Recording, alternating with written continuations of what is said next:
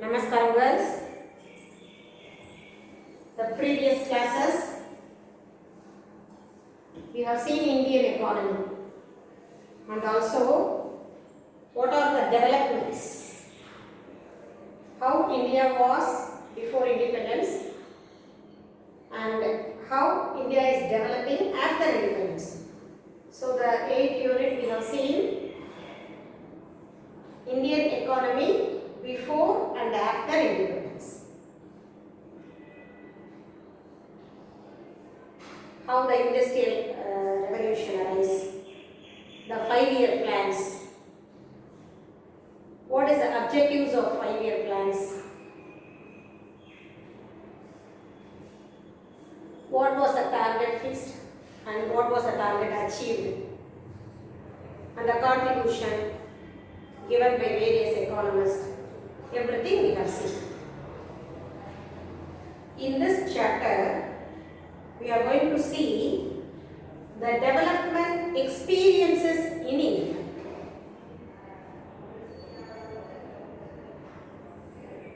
What are the steps taken to revive our economy? We learned in the previous lesson.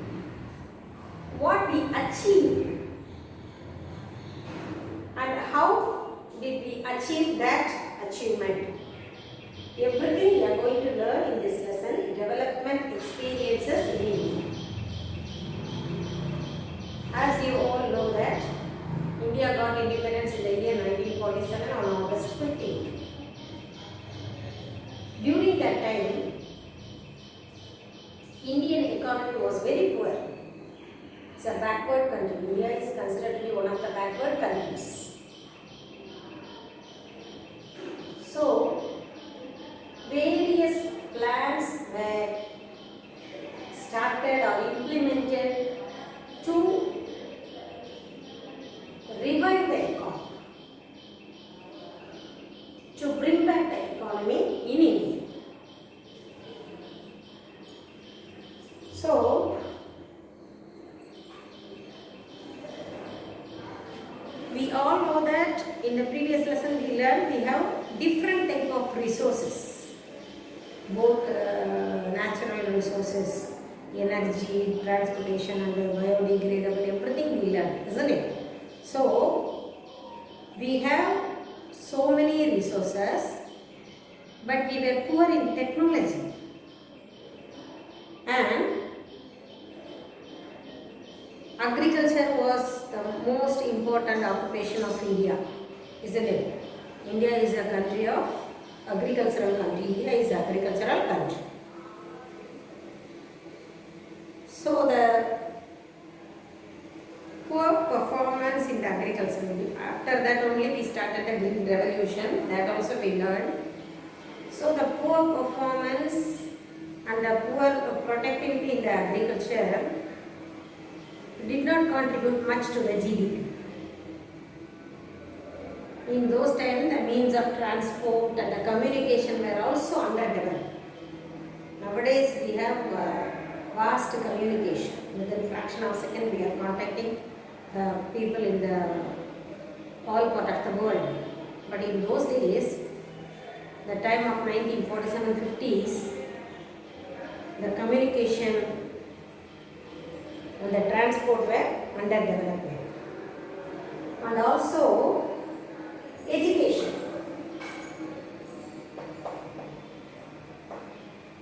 So the transport, communication,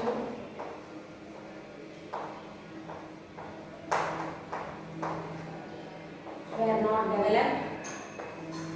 Education and equipment. The facilities were inadequate. All the people, they did not get education. So, they had the inadequate facilities of health and education. And usually, the countries like India and others, the two major problems we are facing are poverty and unemployment. These are the two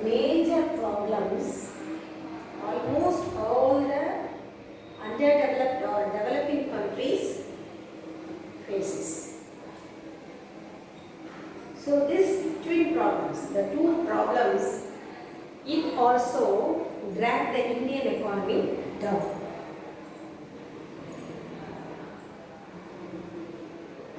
If there is no employment, the people, they are not earning anything, automatically the standard of living of the people will be poor. We already studied PQLA in the last lesson we have studied, isn't it? It talks about the standard of living of the people. So if they didn't get any employment, if there is no income, the consumption will be low, which leads to low productivity, which bring down the economy very low level. So the problem of unemployment and also the poverty, which results the people's low standard of living. And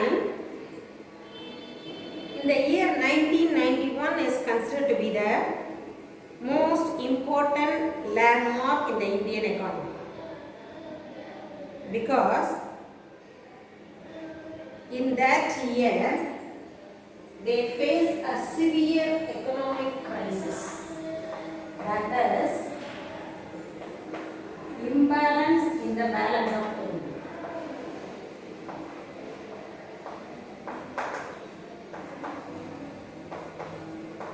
EOP means balance of payment.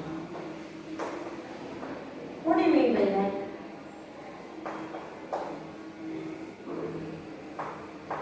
While we are talking about the trade, we use this term often, balance of payment. If a country is importing many things from other countries, the particular country had to pay for it, isn't it? For example,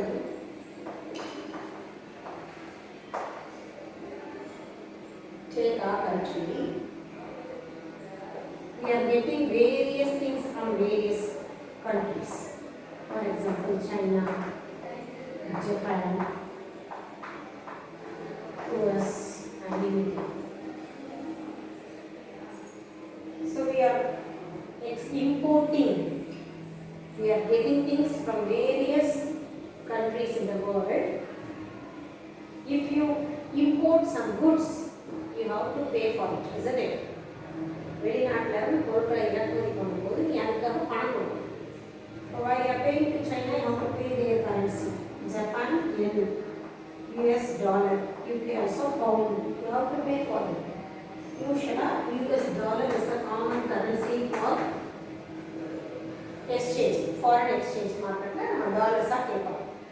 so இப்போ நீ எந்தெந்த நாட்டில் இருக்கலாம் பொருட்களை இறக்குமதி பண்ணியிருக்கோ அந்த நாட்டுக்கு நீ நிறைய என்ன செய்யும் பணத்தை நீ பர்ச்சேஸ் பண்ணதுக்காக கொடுக்கணும். The same way, இந்தியாவிலேருந்து எக்ஸ்போர்ட் ஆகிடுது. Import.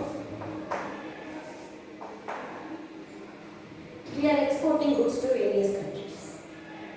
So you will get money from that countries.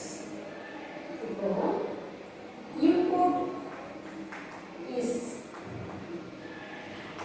greater than export. It is unfavorable trade.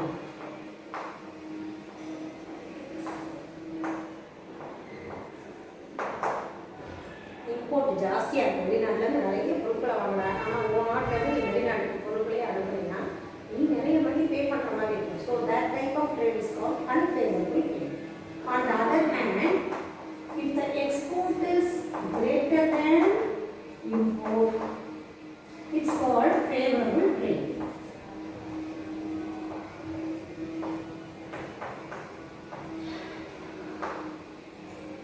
Export நிறைய இருக்குது. நம்ம நாட்டில் இருந்து எல்லா நாடுகளுக்கும் நம்ம பணம் திங்ஸ் அனுப்புகிறோம் அப்படின்னா எல்லா நாட்டுடைய கரன்சியும் நமக்கு வரும். So we will get a favorable balance of trade. So in the year 1991 there was an economic crisis, that there is an imbalance in the balance of payment. Either import கூடாது export இருந்தாலும் அப்படிதான், export ஜாஸ்தியாக import இருந்தாலும் ரெண்டுமே imbalance தான் சொல்லுவோம். So in the end, what happened? The import was more, the export is less. That I already told you in the previous lesson. While we were under the control of British, the British people, they have taken away all our resources to their own country and they send it back to our country as a finished goods.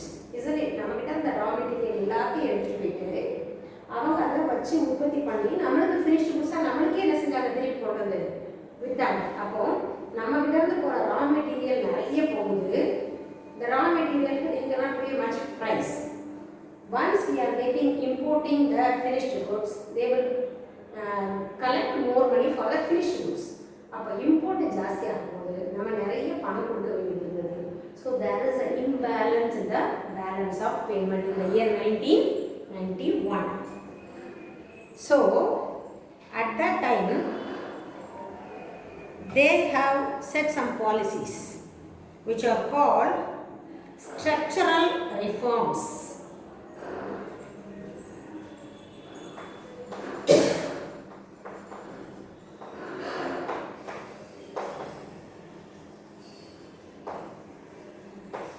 Structural reforms in the year 91. That is the set of policies, economic policies. So in the year 1991, there was a big economic crisis which leads to the implementation of set of policies which are known as structural reforms. Why were these policies implemented? Why they have planned to implement these policies? What is the need of these policies? These policies, they were aimed to correcting the weakness and the rigidities in various sectors.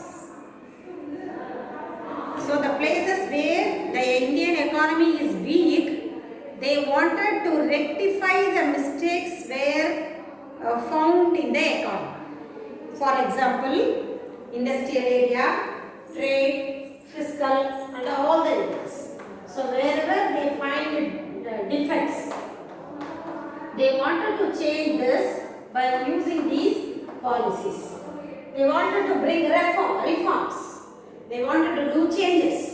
They wanted to eliminate the weakness from these areas.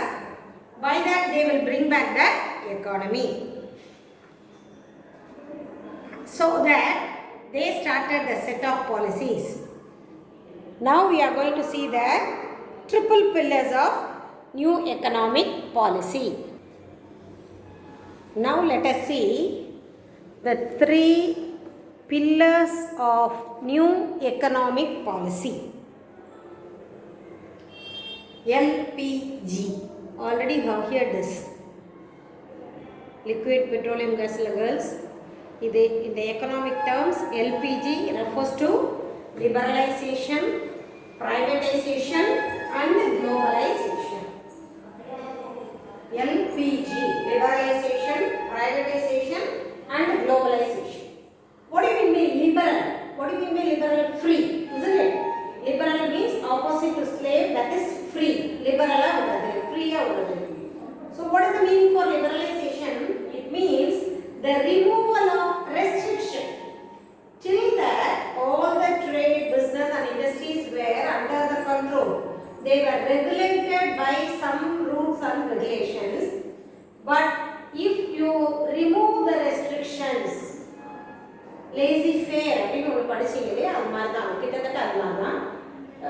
nobody will interrupt in anybody's activities. That is liberalization. The government will not interrupt.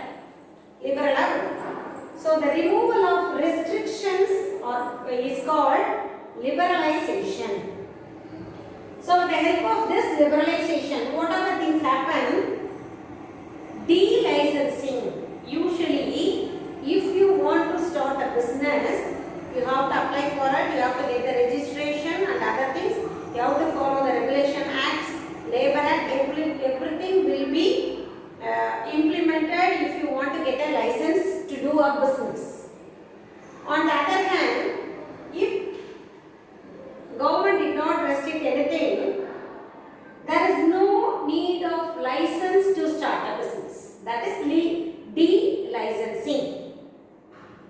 is no need of getting license to start a business. B. Control. Government will never interrupt in the business activities. There is no regulation act. Usually, if you start a business, there is some act. Labor Act, follow employment, unions, all the rules and regulations we have to follow, we should follow. But in the policy of liberalization, there is no control. Deregulations, what I did. Subsidies. So the government grants, aids, helps by giving subsidies, which is considered to be a great financial support for the people those who are doing business. So by removing the restrictions, the government encouraged the business activities. And also by granting the subsidies, it helped them in the financial aspects. And the next one is privatization. What is the meaning of privatization? The ownership, handovering the ownership from the public to private. That is the transfer of ownership from the government to the private. Nowadays we have seen so many companies, isn't it? Usually, how will you say that if it is a government sector or the public sector? Already we have learned, isn't it? Public sector means it has to have more than 50% of shares with them.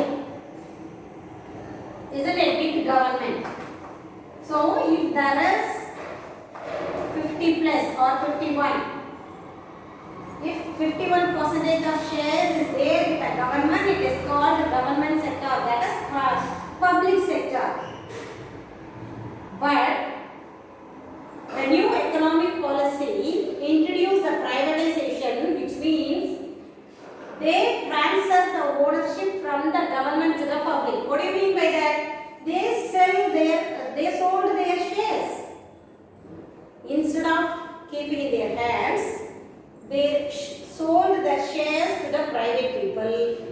The one who bought more shares, he will become the owner. Privatization. So by this, denationalization. So the things or the industries which comes under the control of government became the control of privates. So denationalization. நாட்டுக்கு எதுமே இருக்காது. பப்ளிக்கா government வச்சு நடக்கும்போது அது நாட்டுடமே ஆக்கப்பட்டது, நாட்டுக்கு உள்ளதா இருக்கும், பொதுவான சொத்தா இருக்கும். கவர்மெண்ட்டுக்குள்ள ப்ராப்பர்ட்டிங்கிறது காமன் டு ஆல் இருக்கு. So denationalization it was handed over to somebody else's hands. So denationalization, disinvestment. What I told. Disinvestment government வந்து ஒரு enterprises or industry start பண்ணதா it has to its contribution to that particular industry will be more than 51%. இப்போ அந்த 51%ல இருந்து பாதி பணத்தை அவங்க வாங்கிட்டாங்க, private share வாங்க allow பண்ணிட்டாங்கனால disinvestment. The government taken back its investment. The industries where it's invested. Government invest பண்ணி ஸ்டார்ட் பண்ண இண்டஸ்ட்ரீஸ்ல இருந்து அந்த இன்வெஸ்ட்மென்ட்ஸ் எல்லாத்தையும் ஷேர் மூலமா திருப்பி வாங்கிடுச்சு, ஷேர்ஸ் எல்லாத்தையும் பிரைவேட் கொடுத்துட்டாங்க அப்படின்னா that is disinvestment. Opening of public to private.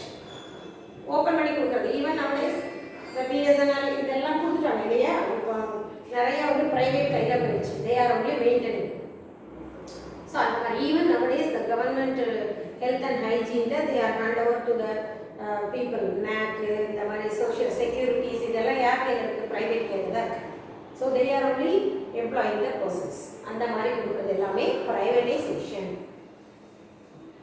Globalization. Integration of domestic economy to the rest of the world. நம்ம நாட்டுக்குள்ளேயே ட்ரேட் பண்ணிட்டு இருந்தத we are expanding our economy to the rest of the world. Integration, that is globalization. How we can globalize our economy? How we can expand our economy? by offering the tariffs, non-tariffs, foreign direct investment, foreign private investment. That also I taught you already. We can invite the people, foreign people to invest their money in our industries. இப்போ இந்தியாவில் இருக்கக்கூடிய ஒரு பெரிய ஒரு நிறுவனம் ஏதாவது ஒரு கம்பெனிஸில் வந்து ப்ராஜெக்ட் ஒரு பெரிய ப்ராஜெக்ட் போடுறாங்க அப்படின்னா they can invite the foreign investors. நாங்கள் இந்த மாதிரி ஒரு ப்ராஜெக்ட் பண்ண போகிறோம். They have to submit their project. So they will reveal their projects to all the people. They will call the foreign investors. அவங்க முன்னாடி இந்த ப்ராஜெக்ட்ஸில் what they are going to plan, how they are going to plan, what would their achievement, how much profit they will get, how much they will earn for their investment. Everything will be given to them. So if they are attracted by the plan, if they accepted the plan, they will start investing. அப்போ ஒரு ஃபாரின்லேருந்து ஒரு மணி இங்கே வந்து invest ஆகுது அப்படிங்கிறது globalization, not only from the domestic. We can also invite the foreign investors, foreign private investment, foreign direct investment, foreign private investment. Even the government, foreign government can invest in India. Even the people, an individual can invest in India. So this is called LPG, which is considered to be the 3 pillars of the new economic policy. Now let us learn the arguments which is favor of LPG. After the implementation of LPG, what are the benefits we receive, we get? That we are going to see now.